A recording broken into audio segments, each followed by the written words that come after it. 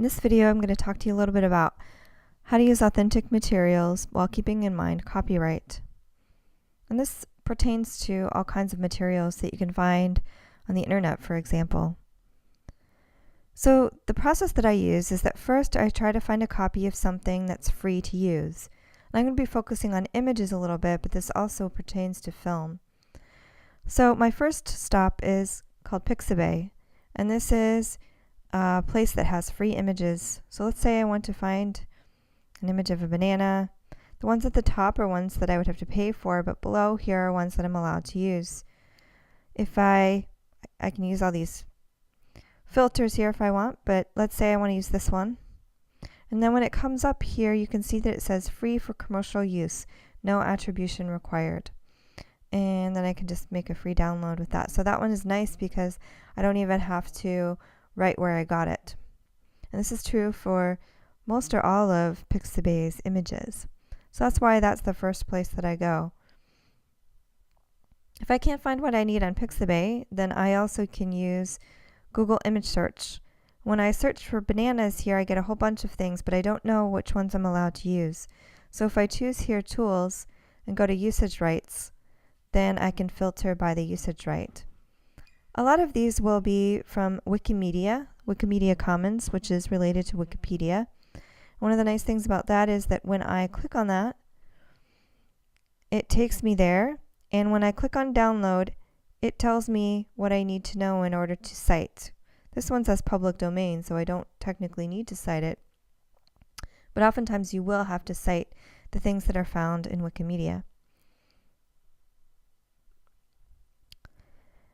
Another place to look is the University of Victoria. They have a clip art library for language teaching. It's organized by topics. So you can see all the topics that they have here. So these are not all authentic, but they can provide something for you if you want to make something for your course. If you're looking for something that's a little more culturally specific, then you might go to this site, Culturally Authentic Pictorial Lexicon. And this is what that looks like. It's a very sophisticated name. But here when you go to Browse, then you can see it's arranged by language. And then there are a whole bunch of different topics here that you can choose from. And then it gives you different sizes, and it gives you, it will tell you how to cite it as well. So for most of these, I wrote cite. It's always important to cite. As I said, for Pixabay, you don't have to cite, and if it says public domain, you don't have to. But for all other things, you should probably cite where you got it. Again, I mentioned Wikimedia. It's from Wikipedia. If I find something in Wikipedia, then the thing that I find there, when I click this, which is what I need to download it, then something will pop up. Usually it does.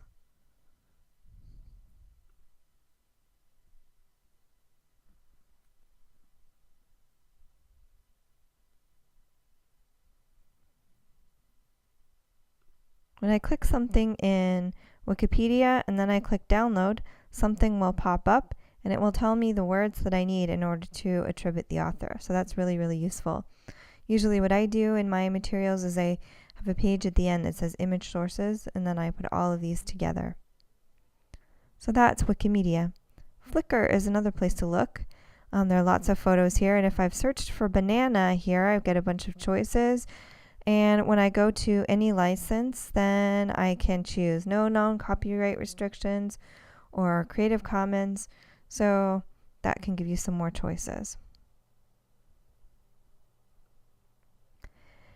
As far as film clips go, the BLC Library of Foreign Language Film Clips is really useful. So this is from the University of California, Berkeley.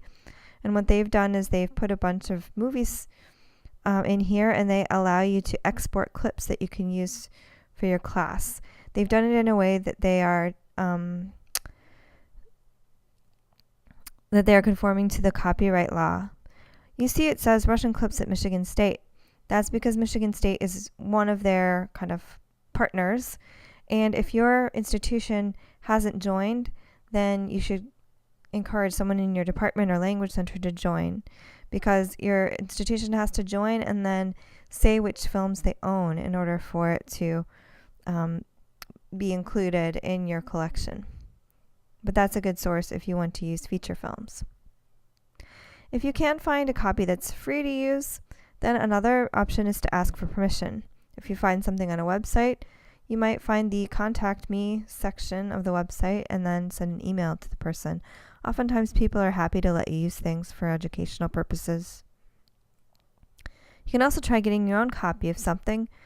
I usually keep a list of what I want when I go abroad.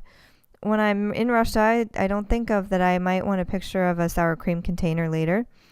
And so then I keep a list for myself, but I also have asked former students or friends who are in the target culture to take a picture of sour cream container for me and then send it to me.